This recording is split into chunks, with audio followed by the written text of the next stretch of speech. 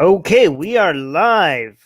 We are here to review the peace deal and our thoughts between Israel and United Arab Emirates. We're here with Yuval, our favorite Israeli Zionist atheist living. Yep. Oh, can I say which country you're in? Is that okay? I'm in Australia. Yes, I live In in Australia Australia. now. So Israeli Zionist atheists living in Australia, our favorite Zionist here. Every time we have an Israeli related news, we will try to have him here.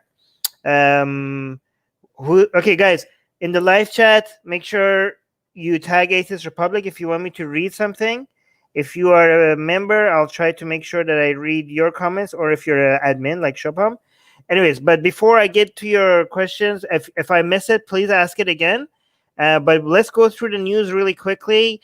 It's 8 minutes, but I might pause here and there and comment on it a little bit, and then we're gonna review some tweets around this news, and then at the end we're also gonna look more closely at your comments in the live chat. So guys, if you're watching this not live, please make sure you're subscribed and hit the notification bell so you're always here to engage with us in the live chat. See, like right now I can highlight your comments like this, and we can have a discussion here with each other,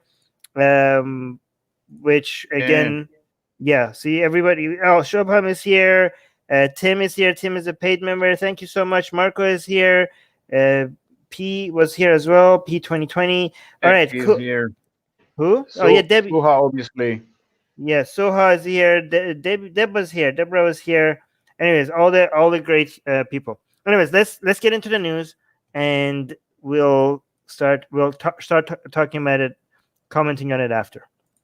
Israel and the United Arab Emirates have agreed to normalize diplomatic relations. Now, the UAE is only the third Arab country to make such an agreement with the Jewish state, the other two being Egypt and Jordan. Charlie D'Agata digs into this agreement. Well, this is a deal that's going to have huge ramifications across the region.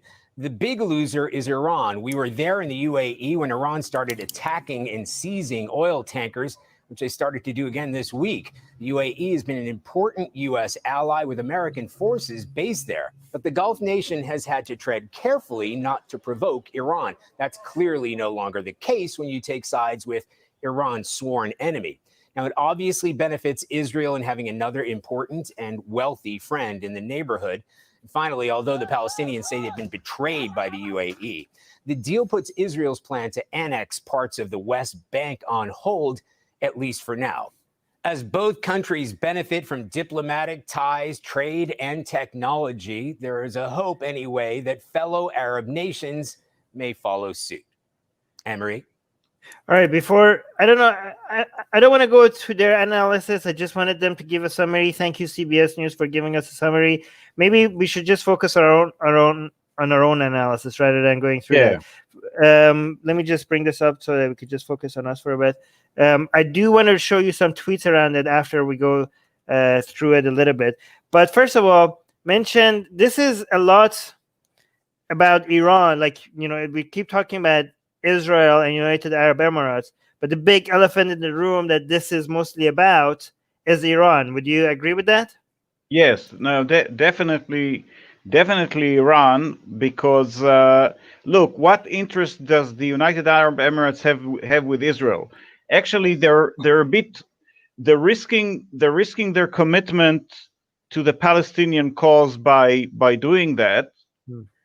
So why would they do it? And of course, the reason that they would do it is because, like other Arab countries near the Persian Gulf, they felt, my analysis or my speculation / analysis is that they felt during the Obama administration, they felt betrayed to a degree by the US, and they started to recalculate their strategy with regarding to Iran, because they probably said to themselves, look, we cannot rely on the US. Who knows who's going to be the next president after Trump? So we'll have to find other allies and reliable ones. And as Israel is an effective, reliable ally against Iran, I think that was the main cause for the shift. Now, the actual relations between Israel and the Emirates and other countries actually went on way before. It's just now that they've made it more official. Right. But it's people call it a peace deal, which I have to say I found a bit amusing. Israel never had a war with the United Arab Emirates. The United Arab Emirates got their independence in 71, which means they missed out on most of the wars with Israel anyway. Right. So they couldn't have fought. They couldn't have had a war with Israel even if they wanted to. They gave some help to Egypt in 73. That was pretty, and they gave money. Obviously, that was pretty much it. So it's not as if there was a war and then, oh, thank God, the peace has come at last, and we won't have to be afraid of Abu Dhabi invading Israel anymore. That's right. So this is not a peace deal. If there was never a war, the only reason why people call it peace deal is because everybody assumes constant war between all Arabs and Israel, all Arabs. Yes. But it's interesting because I always joke and say that the only thing that can bring Arabs and Israel closer together is their common hatred for Iran. That's only. I'll have to correct you. I don't think there is hatred towards Iran as such in Israel. Yes, I don't think there's hatred. It's the regime. It's the Ayatollah regime. No. You corrected me on something that I keep correcting other people on. I keep telling people not to say Iran, say the Islamic Republic, because a lot of people in Iran will get upset if you refer to the government as Iran, because they're saying like, no, that's separate, that's not us, that's the Islamic Republic, right? But then if I do that with Islamic Republic, I have to do that with Israel as well, like Israel's government, right? So the only thing, Israel government's hatred for the Islamic Republic and all these Arab regimes' hatred for the Islamic Republic is making them put all their differences aside. But not just like the countries that didn't have any war with Israel before, even countries like Egypt are playing like under the table, are getting closer and closer to Israel. Is that fair to say? Well, Egypt got closer. Here's the thing. First of all, this agreement is actually going to put Israel on better terms with the Emirates than with Egypt, because Egypt, when Sadat was alive, when President Sadat was alive, Egypt was thinking of normalizing ties with Israel. So in addition to peace, to the fact that they're not fighting each other and having embassies, normalization means more. It means that you really have ties like with any other country. But in Egypt, in practice, the popular wisdom is that Israel is still the enemy. Like if in the street, but this is the difference between these governments and the street, and this is why I want to. Sorry, but now when you speak about normalization, what the Emirates are doing with Israel is they're going to develop ties beyond the fact that they're not fighting. So they're going to be more trade. They're going to be direct flights. You're going to see more Israelis in the Emirates and more Emiratis, I guess that's the word, in Israel. It's going to be better than it is with Egypt, actually. I would also assume that the media would be less hostile towards Israel in the Emirates. Yeah, they're actually even in United Arab Emirates are actually making it so that people report any anti-Semitic views online. Like that's how far they're going. Like this is. I mean, I know. Here's the thing: this whole Saudi Arabia getting closer to Israel and UAE getting closer to Israel. This was like an open secret already for a couple of years, right? The fact that they're working with each other against Iran. This is something that everybody already knew. But even though this was something that everybody already knew, I think it was still shocking for them to just be this official about it. Like I was like. Yeah, I mean, it's something to accept that everybody knows this, but it's another thing to actually come and officially put like a, sign that and put like a, I don't know. That seemed like a wow. You're actually announcing this on TV and everything. That's pretty bold. What do you think? Yeah, I think the reason that happened was, I'm trying to speculate why did they do it that way. And I suspect the reason they did it that way was because they were trying to help leaders that think will help them. And those two leaders are Netanyahu and Trump. Mm-hmm. I suspect they still want to see Netanyahu in power in Israel. Netanyahu has an internal political struggle in Israel. He's trying to avoid facing a very embarrassing trial that might end him up in jail if it potentially. Trump needs to win an election. And I suspect the Emirates wants to see Trump and Netanyahu in power still. So that's the reason I think they've agreed. And also, it might, and I think that's the reason that they've insisted on Israel stopping the annexation, so they can come and say, look, guys, it's not, there was a reason we did it. We found a way to stop the annexation. Look how we championed the Palestinian cause. We saved the West Bank from partly being annexed. So I think, but the whole thing, I think the main reason, I think the real reason they did it was not to prevent the annexation of the West Bank, parts of the West Bank. The real reason I think they did it is because Netanyahu and Trump said, hey guys, we need to pull a stunt here. We need to win elections. We need to win, the political fight within our own countries. Help us out here. And I think that's what actually happened in that respect.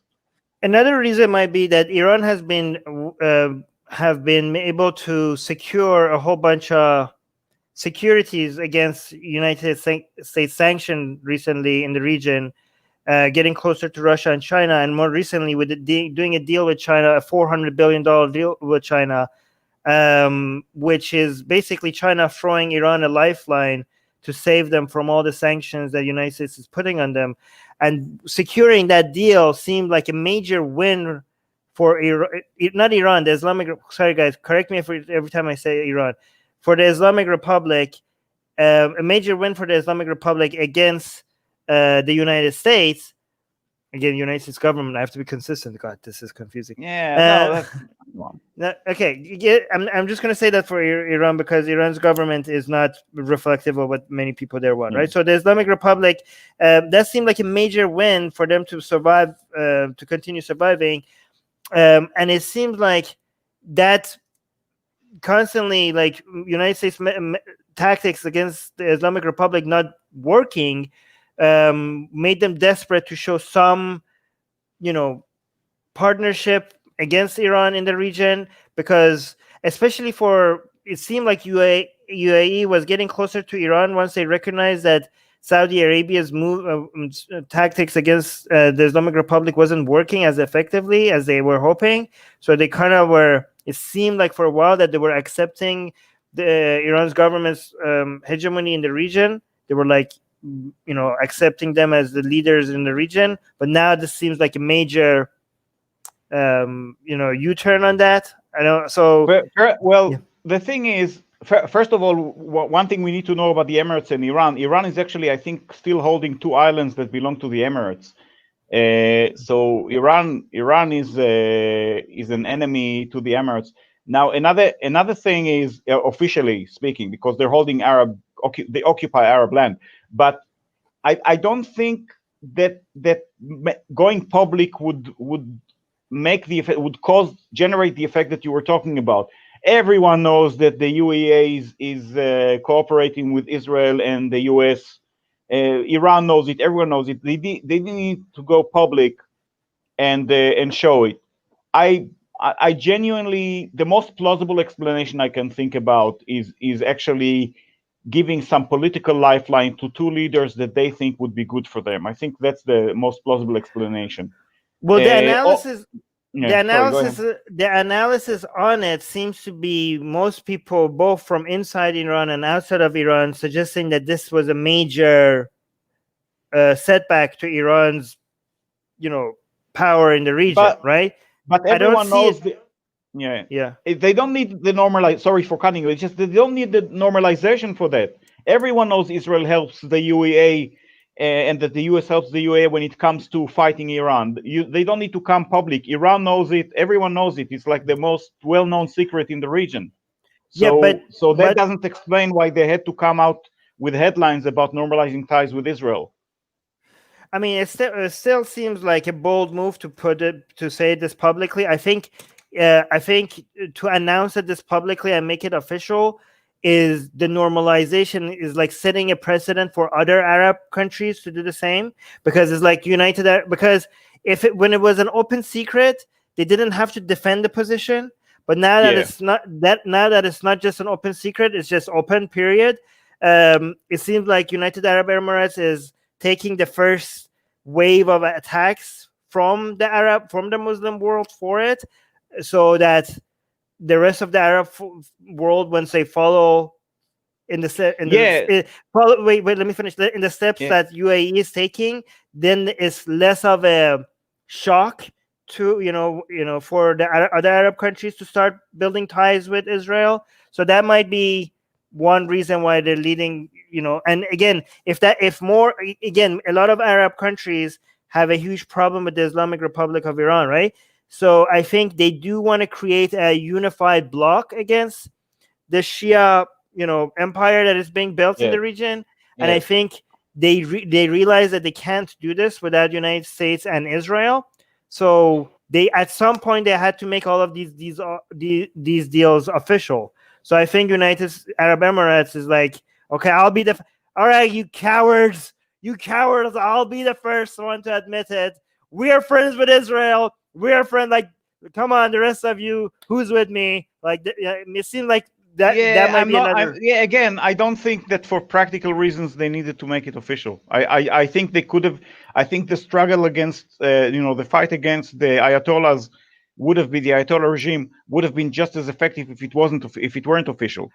So, well, I mean, a lot of the deals seems to be, I don't know, because a lot of major deals can't take place unless you have ties with a country, official ties with a country, like bigger why deals, not just what kind of deals? No, I'm not sure. like military deals. No, like you just they have ways of doing it. They've done it all along. Israel was helping Morocco in the 60s, as early as the 60s.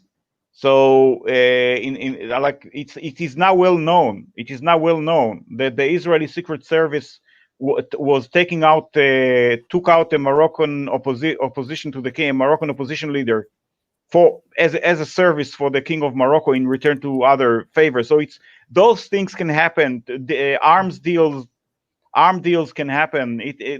There's no need to make all these official. The official thing there served another purpose, which I can only speculate on, as I did before.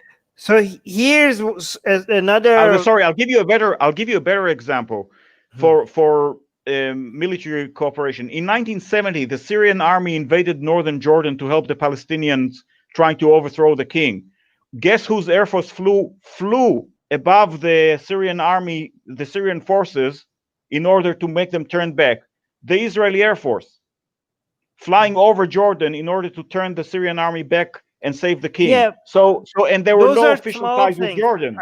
I'm small things. I'm talking about giant, major corporations, billion-dollar deals, multi-billion-dollar deals. Those are different. Happening all the time. Not right now between Saudi Arabia and Israel. Right now, the corporation that has been done. No, that much money cannot be moved without people knowing. But Deborah is saying, so what's the purpose of publicly announcing it? Well, according to Yuval, the reason is a political move in favor of Netanyahu and Trump, and because UAE would prefer both Netanyahu and Trump to stay in power because they're the most aggressive against the Islamic Republic of Iran. That's Yuval's theory. I have not very popular pushback against how this is a major blow against Iran.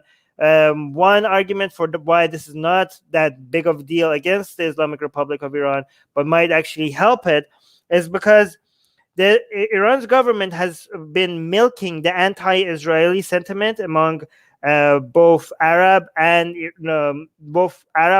and non-Arab Muslims, right? So the Iranian government uses the Shia narrative to create a Shia empire, not just in around the region outside of Iran's border. So within Iran's border, if they're smart, the best narrative is not Shia narratives. The best narratives is nationalist narratives.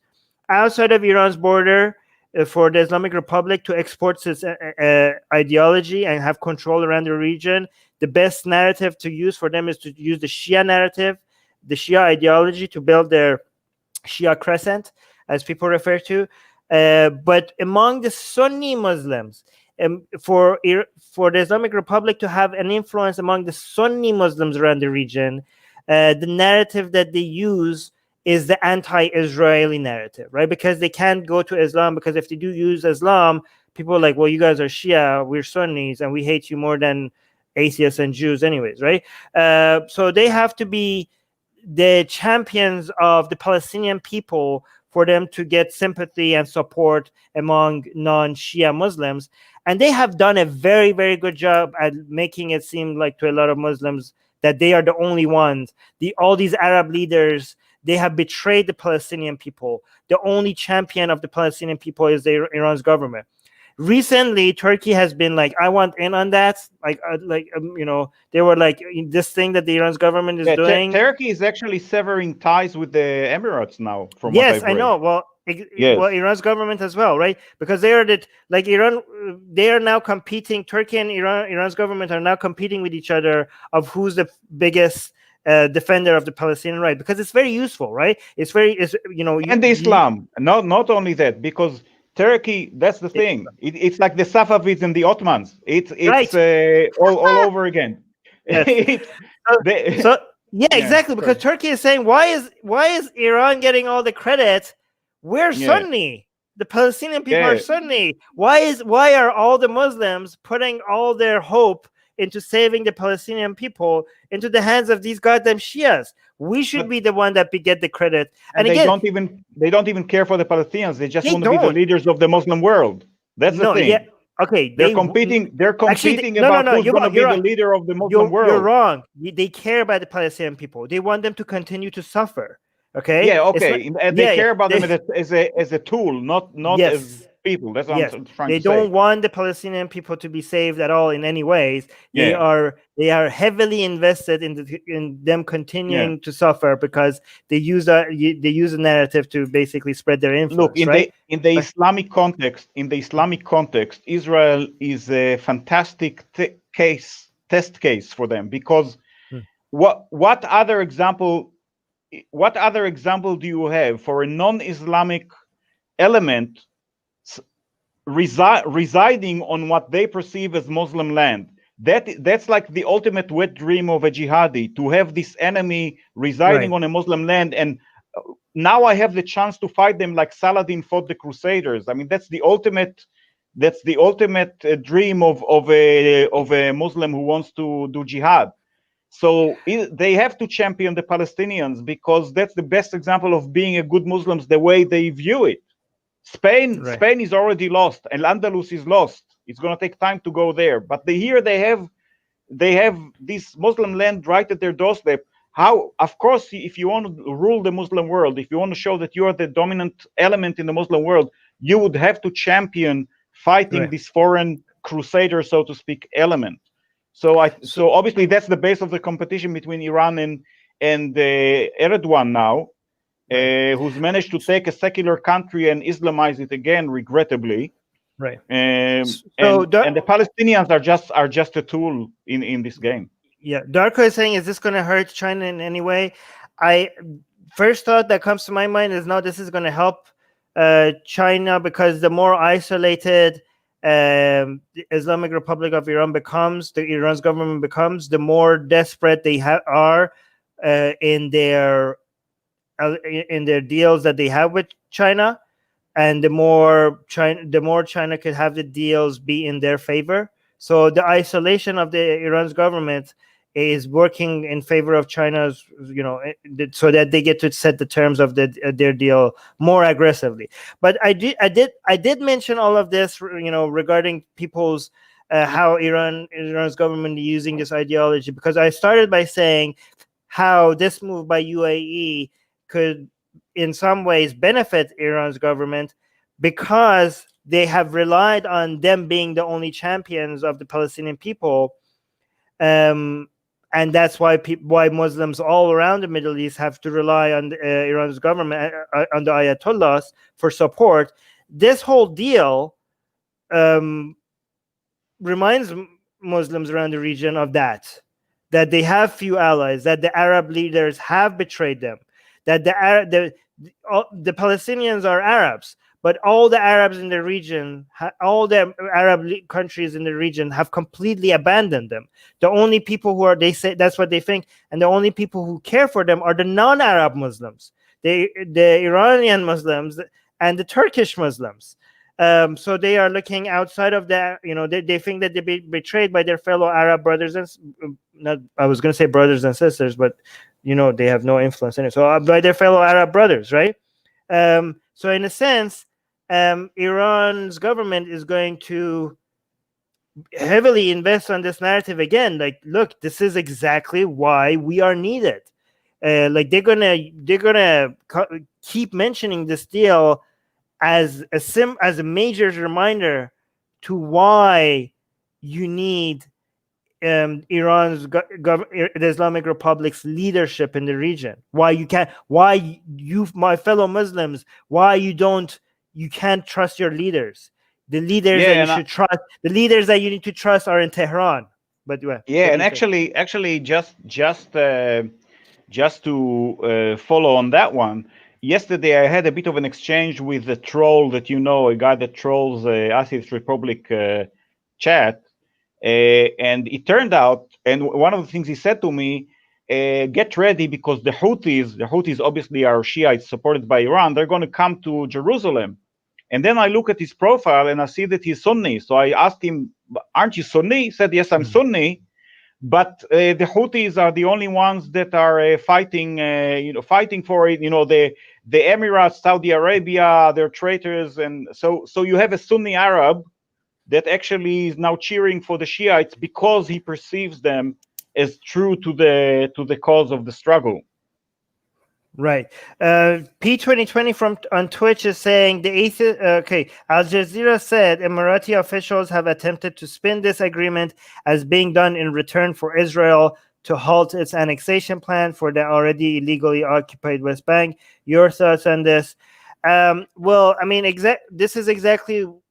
That's another thing. Sorry. No. Yeah. No, go on. Sorry. Yeah. Here's the thing. Netanyahu, odds are that Netanyahu didn't really wanted to annex the West Bank to begin with, and that agreement is actually a bit of a lifeline for him, or a helpline for him in that respect as well. So it's, in this case, it's a win-win situation. So they can come to the Arab world and say, you see, we saved the West Bank from Israel annexing it, and Netanyahu can come to the right wing in Israel and say, look, guys, yeah, we spoke about annexation, but hey, we have now this peace with our sworn enemy, the Emirates. Right. For this we can postpone the annexation. So right. It gives Netanyahu this ladder to climb off that tree of annexation. Well, yeah, I mean, Netanyahu is going to tell the people, like, look, we're uniting we're uniting the Arab world against Iran. That's what Netanyahu he's very good at that, but that's probably going to be one of his narratives. But the problem with this narrative is that they're using this after it happened. Like, something already happened without this deal, and now they're taking the credit for causing it after it happened. Well, I can give him the credit. I can give his government, or his, I guess in American terms you'd say administration, but I can give Netanyahu's credit that, like other Israeli governments, his government was also active in building an Arab axis that would align with Israel against Iran, so against the Ayatollahs. So yeah, he can take credit for that, because I'm sure that he himself did things to make this, took measures to make this happen. Right. But right now he's using this particular agreement just to have another spin. He throws one spin after the other now because just because he wants to stay out of trial and stay out of jail. That's what he's doing.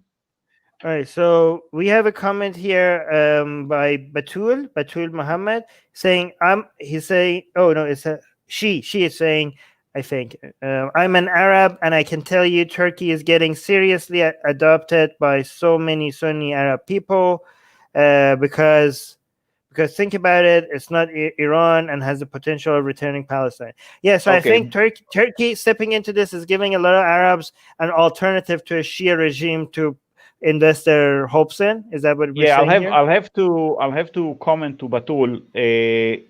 I'm sure your sentiments are very how shall I put it, are very benevolent when you talk about returning Palestine and about putting your faith in Turkey. But she's not saying that. She's saying other people are thinking that. Other people, yeah, sorry, or their sentiment. Here's the thing, though, and the Arabs keep making the same mistake over and over and over and over again, because they're not betting on democracies. So during the Second World War, they were betting on the Nazis. During the Cold War, they were betting on the Soviet bloc. they keep betting on the non-democracies, and that's what keeps failing them. And they keep not thinking in terms of compromise, but rather in terms of a zero-sum game between Israel and them when it comes to the Palestinian cause. And then they keep failing. Do you think Erdogan's going to return Palestine? Erdogan cannot stabilize his own currency and his own economy. You think Erdogan is going to do something to return Palestine? You and I won't live to see that day. So, but yeah, it's history all over again. Okay, we can watch the Arabs now having their love affair. Those Arabs, like the so-called pro-Palestinian Arabs, having the love affair with Turkey. It's going to end in a few years anyway. But okay, for now we can enjoy the show. Yeah, but again, they're not interested in saving, freeing the Palestinian people anyways, right? We already said that. Mark is saying what Yuval said, plus, as he said, it's a postponement. Oh, so everybody is happy. Yeah, okay. Alexa is saying Palestinians are Arabized Arabs. They aren't Arab. In Sunnism, there is a difference. The Levant Arab. Let me finish this. The Levant Arabs. The Levant Arabs are Arabized, non-Arabs. This might awaken the Palestinians about this. Okay, but here's the thing. I don't think that's okay. I don't know what. I'm pretty sure Alexa is right, but sometimes I don't know. I mean, to some extent, he's right. She's right. I think I know she's right. But the thing is that if this is true or not, a lot of times I've seen the same line of reasoning used by people who just hate the Gulf Arabs, right? Like a little bit of a racist attitude. I'm not accusing you of that, Alexa, right? But there's a lot of racism among Arabs, but they're excusing, like they're trying to say, like, listen, Lebanese people, listen, Palestinians, we're not against you because you're not really Arab.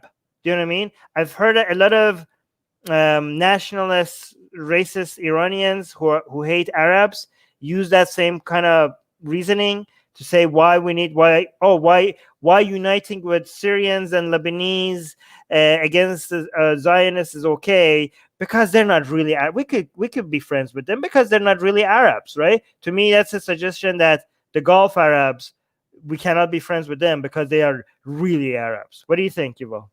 Sorry, who is more comfortable with uniting with the non-Arabs, with the so-called non-Arabs? No, okay. So a lot of anti-Arab racists that I've seen in Iran, right? They're saying because we Iranians could be are racist against Arabs, so they're more comfortable saying that Palestinians and Lebanese are not Arabs. Yeah, so like they say, like, look, Lebanese and Syrians and Palestinians, we could unite with them against the Jews. Because they're not really Arabs. Because they're not really Arabs. The real Arabs are the Gulf Arabs. That's what I hear. I'm not saying Alexa is saying that, but that's what I hear. But what do you think? Okay, so here's the thing. You know more about Iranian racists than I ever will. But regarding what Alexa said about Palestinians not being Arab, well, the thing is, the Palestinians, at least when they formed their collective identity, did perceive themselves. There are two things. First of all, the Palestinians did perceive themselves as Arabs. And if you want to have a proof for that, you can go and read the Palestinian National Charter, which was approved by the Palestinian National Assembly. And this charter clearly states that the Palestinians are Arabs. That's in the charter. I don't remember if it's Article number 1 or Article number 5, but one of them clearly states that the Palestinians are Arabs. Now, if you look at the genealogy of Arabs themselves, of Palestinians themselves in the land, many of them have surnames like Ashami. That is, Ashami is the guy that comes from Damascus. We're getting a little bit off topic. Yeah. We're getting a little bit off topic. So if you get into the genealogy of many Palestinians, you see that there actually originally are genuine Arabs from the Arabian Peninsula or from neighboring Arab countries. So that doesn't matter. It doesn't matter. I think people's ethnicities shouldn't matter, in my opinion. No, but they both perceive themselves as such, and genealogically, many of them can indeed show to you that they are Arabs. That's what I'm trying to say. Right. But the fact that these things do matter shows that this whole idea that Islam is supposed to be above race and unite all Muslims as equal, that's completely horse crap, right? One thing that is interesting that is happening that Yuval, I think you touched on a little bit, is that this what's his name? Ibn Zayd, right? Khalifa Ibn Zayd. Yeah, the guy that in charge of the leader of the Emirates at the moment. Yes. Well, technically, he's supposed to be the leader of Abu Dhabi. Yes. Abu Dhabi, but because Abu Dhabi is the most richest, most influential part of the United Arab Emirates, he de facto becomes the leader of the whole United Arab, and technically is a leader of United Arab Emirates, right?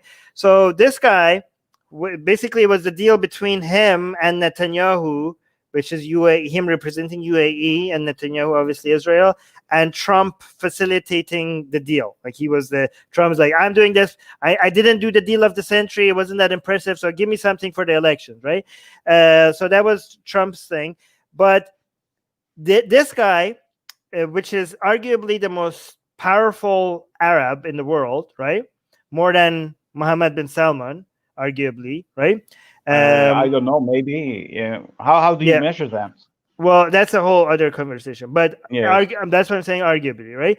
But this guy, his entire philosophy is modernization of Gulf Arab countries and becoming less, he wouldn't say it like this, but effectively less Islamic. Oh, really? Okay.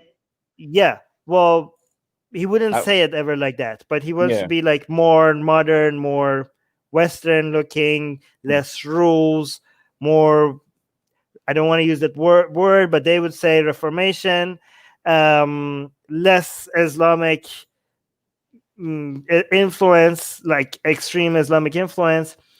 The controversial part of what he thinks is that he thinks the Arab world is not going to choose this by itself. That's why, and this is the philosophy that him and MBS, Mohammed bin Salman from Saudi Arabia, share, right? Both of them being crown princes, right? They think that this is only possible through authoritarian Arab governments, monarchs, right? And they are very much afraid, ever since 1979 and the revolution in Iran, they are extremely anti-democratic. And they want to warn all the people who want less Islamization around the region to look at Iran to see what happens if you let people choose their own government. Not only Iran. You can look at Egypt. No, that's what I was going to say next. Right? This is why that's why they were terrified during the Arab Spring, and they told people, like, look, we were right. Look what happens when we let the Egyptians vote.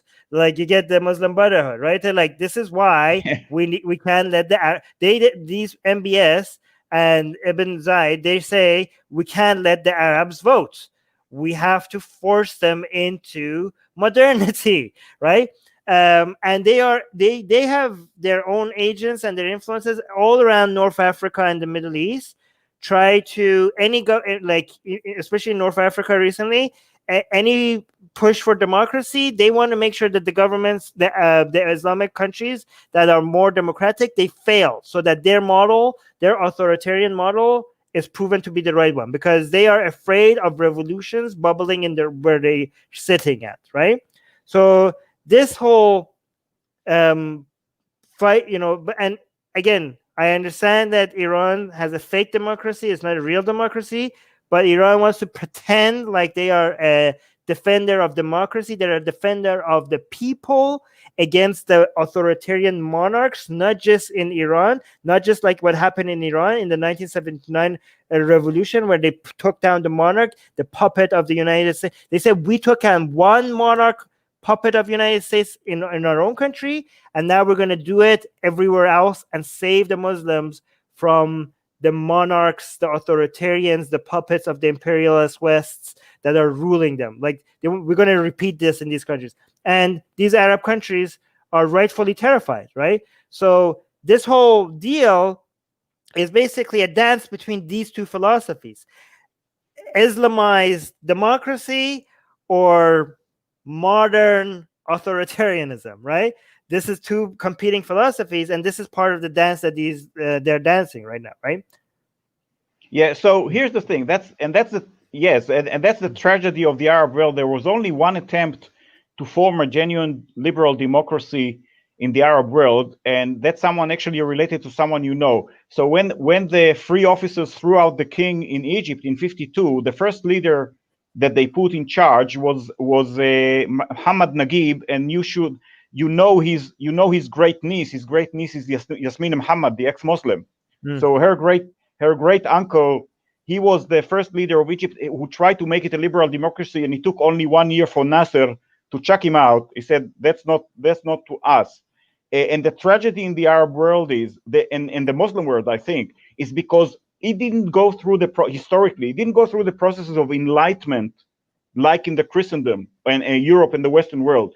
So when the time came to vote, it went straight from being theocratic to give everyone the right to vote. So whenever there was a chance for people to vote, they'd go theocratic because they didn't go through the whole processes of Renaissance that Europe went through. Not Renaissance, Enlightenment. Renaissance is the Enlightenment. Yeah. They didn't go through the whole process of enlightenment that the Christians went through before they turned into democracies.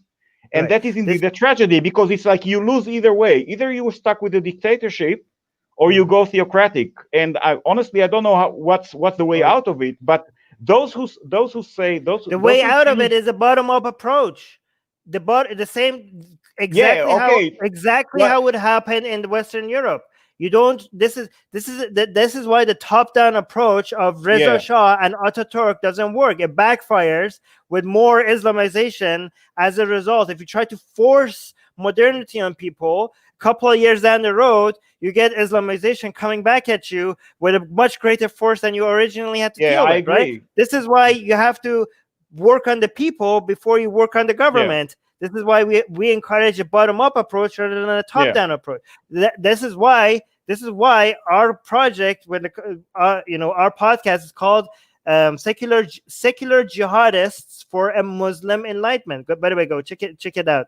That podcast, right? So this is our philosophy. This is an FU to both the authoritarian modernization of MBS and Ibn Zayd, and also the so-called Islamic democracy, because Islamic democracy is a contradiction, but obviously a fake democracy. And also a big FU to that as well, right? So our model is what worked in Western Europe. By the way, what worked in Western Europe almost works in the Arab and Persian world if it wasn't for people like Ghazali. Like, they were going through it way before Western Europe was going through it, but anti-intellectual people like Ghazali screwed that over.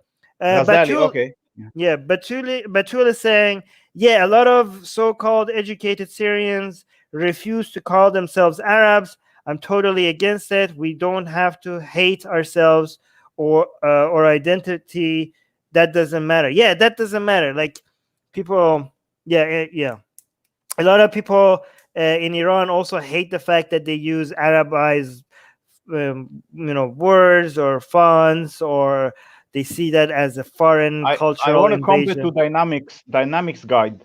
Okay, I want to comment. Okay, Dynamics Guide says, as an Egyptian, I'm telling you that the country is slowly changing towards more modernized idea through the government is forcing us under, though the government is forcing us under the rock.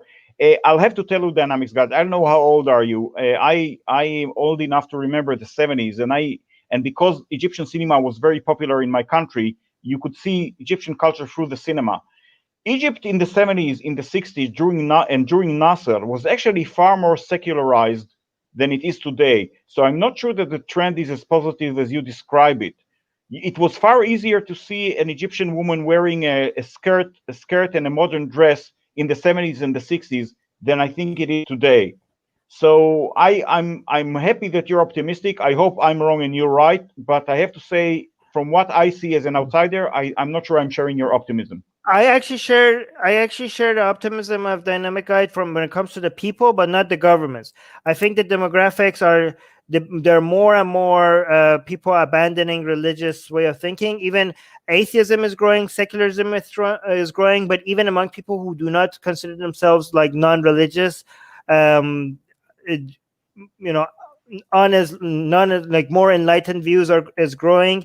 But unfortunately, that is the shift in demographics when it comes to people's identity is not being reflected when it comes in politics, right? So, and that's because of a lack of opportunity for activists.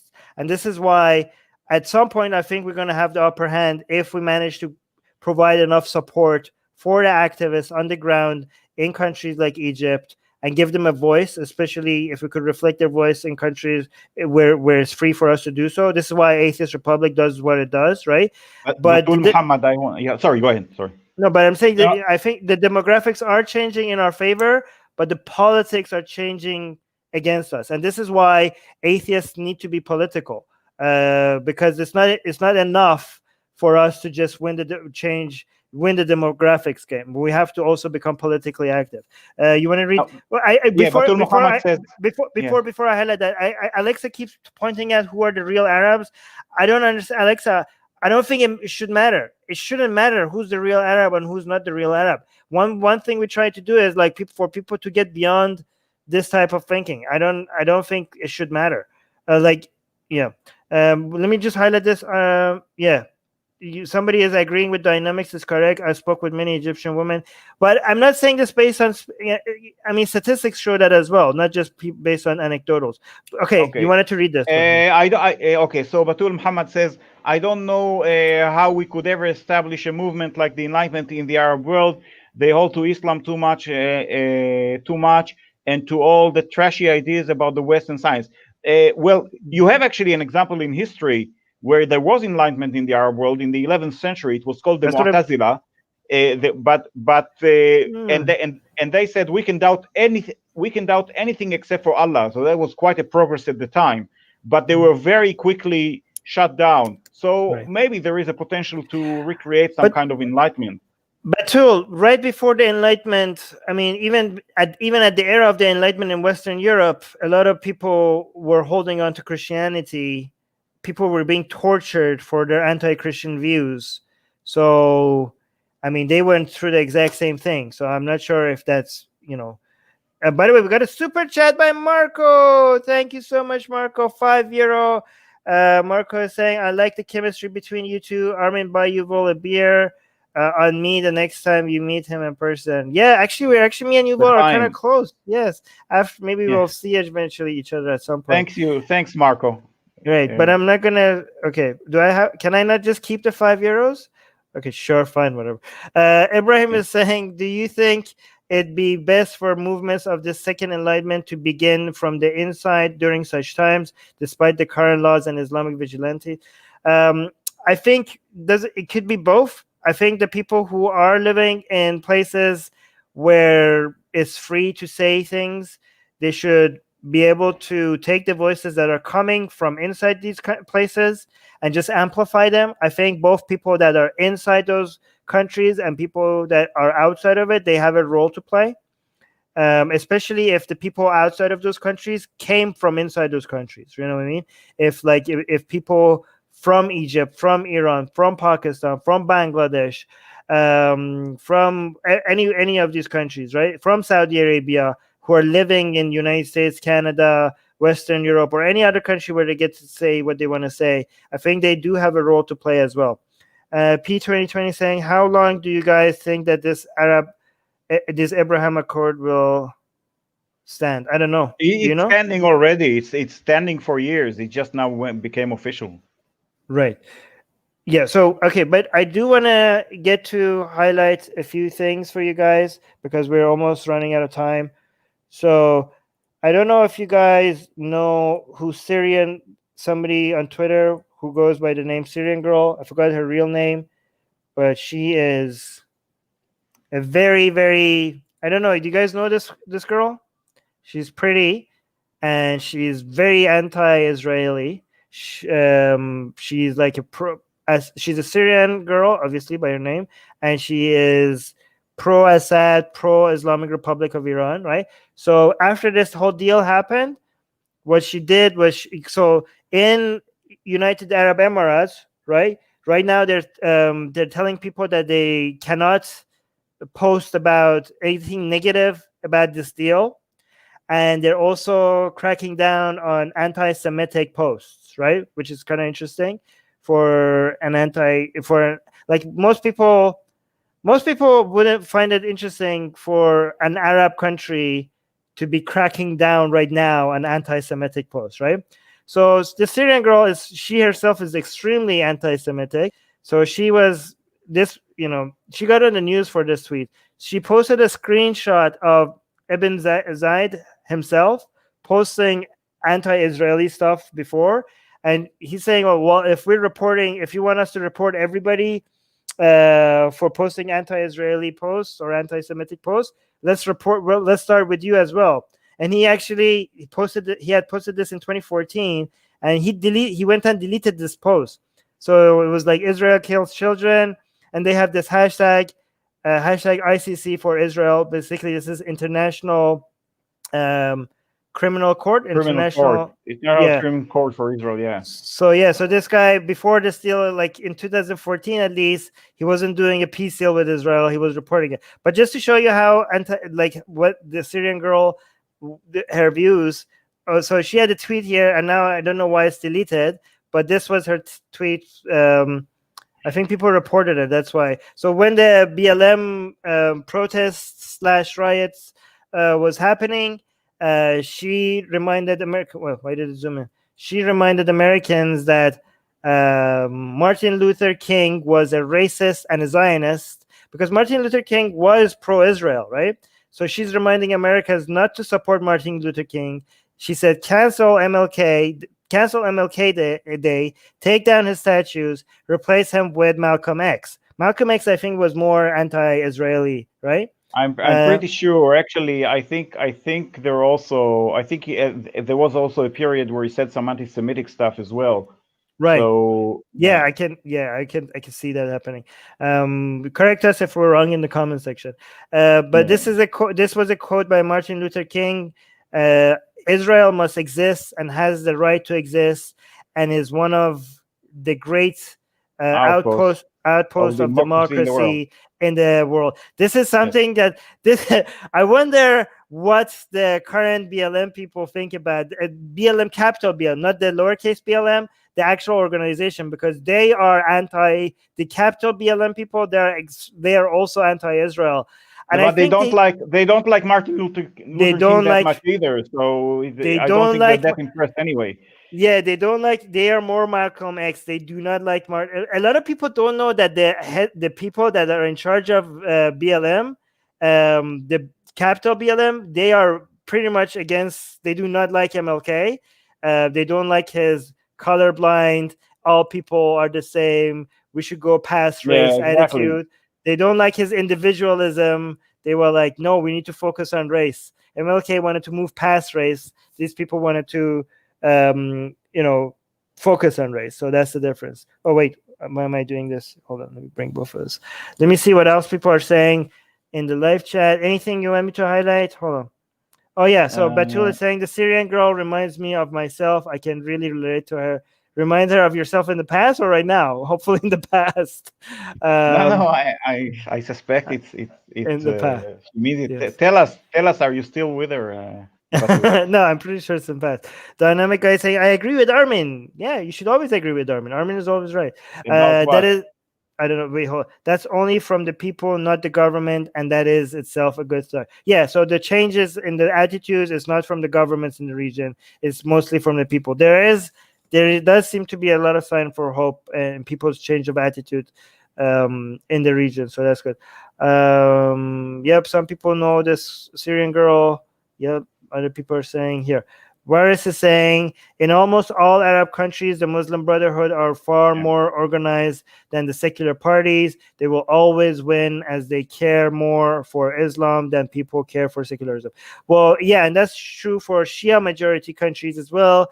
The organized Shia groups, unfortunately, are way more organized than any secular ones. So any power vacuum that you create is going to get mostly filled with these people. Here's another comment by Waris Rafik is saying, motivation for Islam will always trump motivation for secularism, regardless of the numbers. Even Ataturk used concept of jihad to rile the troops. Yep, unfortunately, even if you have the largest numbers on your side, the people who are mostly the most, ready to die for their ideas will probably win over the people who aren't. So is reminding people to like and subscribe and hit the notification bell. Guys, you don't get this kind of coverage analysis anywhere else. So please like and subscribe. Reward reward us with like a notification, and also follow us on Twitch. Oh, and also hold on. If you guys like geopolitics stuff and you want to see more geopolitics stuff, oh, we got super chats. Hold on, let me highlight the super chats before I go to this. Marco getting another €5. Thank you, Marco, saying, okay, this €5 you can keep for yourself, you big baby. Just kidding, love you a lot. Oh, thank you, Marco. Okay, so now I'll buy beer for. But guys, look at this. What am I showing you guys? Hold on. If you guys want us to, like, you can see this is our Discord server. There's a channel here called Video Recommendation. If you guys want us to cover any videos here, any kind of topics, you basically go here and post a link, and I'll try to do a review on those. If it's Israel related, I'll try to invite Yuval here. See this. So again, link to our Discord server is in the description. Go there and suggest video, and make sure if you want to recommend videos, do it in the channel called Video Recommendations. Okay. And also make sure you go to our YouTube homepage. If you go here, you can see that we're live here, and you can see the upcoming live streams on our YouTube homepage. On Twitch, on the about page of the Twitch, we also have a schedule. But see, you can see the next live stream is coming in 23 hours. It's called Our White Vegans Appropriating Food. Okay, so this is coming, and make sure you like the video that you're watching right now. Just like it, okay? Just do it right now, and then hit subscribe and hit the join button if you want to support us financially. White vegans appropriating food. Okay. Oppression everywhere. White vegans. Yeah. Yeah, go on. Wherever you look, you find oppression, right? It's horrible. Yeah. So this is coming up. If you want to see our upcoming live streams, it's in our homepage, and make sure you subscribe to see them all. But you have to hit the notification bell if you want to see what is coming up. So hit the notification bell. I was gonna say something, I forgot. Forgot. Never mind. No, about the Emirates, or generally about the channel? Generally. Oh, guys. If you want me to invite Yuval again, because Yuval has some really cool insights, right? When it comes to anything Israel related, right? So suggest Israel related stuff. If you want to see Yuval back here, okay? And just like and subscribe. I also want to suggest someone. I want to suggest, because I see Suha Barakat, who is a Palestinian, is very active anyway. Maybe you should invite Suha to speak about the Palestinian point of view of stuff as well. Oh, really? Okay, Suha, let me know if you're up for it. If you want to be here. Wait, which country? I'm happy to come here, but I think it's a bit not fair towards the non-Zionist people of the country. Yes, they don't get to share their views. I'm happy for us Zionists to share our views all the time. But if I take a more neutral position, maybe we won't know what Suha, as a non-Zionist atheist, thinks. Yeah, Suha is a non-Zionist Arab Palestinian, atheist. Obviously, so I would assume she's anti-Zionist. Suha, are you Palestinian? So she's I think she has some anti-Zionist views, so it should be interesting if you have her on. Nobody's perfect, obviously, but yeah. Okay, that's funny. It's good also to demonstrate how we can have a Zionist atheist having a discussion with friendly discussion with an anti-Zionist atheist without making it personal. I think we could, even if we don't agree with each other, what we could do is we could demonstrate to people, like, look, it's possible. We can have these conversations without getting aggressive, right? I mean, we could get passionate without getting aggressive, right? There's you could not getting aggressive and personal. That doesn't mean that you shouldn't be like you shouldn't show your passion when you're talking about something. I think it's fine to show your passion without getting personal. P2020.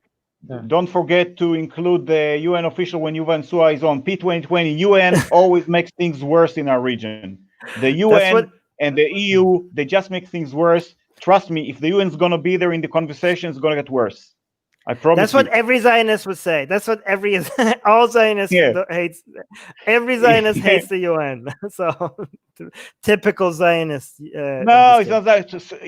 Speak to a Rwandan. Ask them how the UN was useful in Rwanda. They'll tell you the same thing. Right. Shopam saying have Daniel Hagaju. No, okay. If I bring Daniel Hagaju on, I'm not gonna like make fun. I'm gonna be as friendly as I possibly can be. Who is this Daniel thing? I'm who is Daniel Hagaju? Who is he?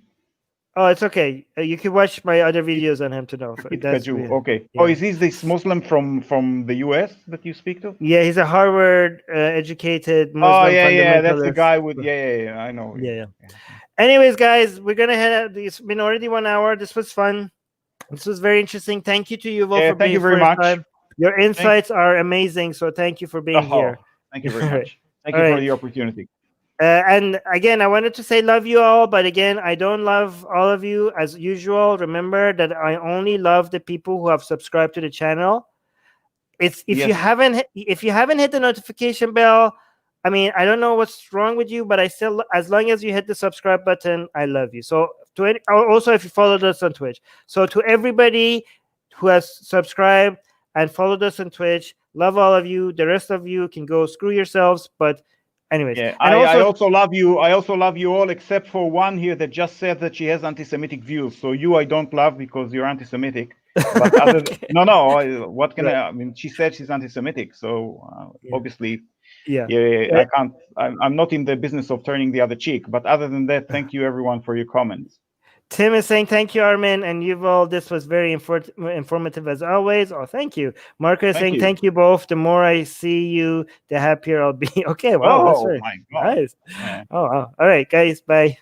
Okay, see you everyone. Hit the notification bell right now.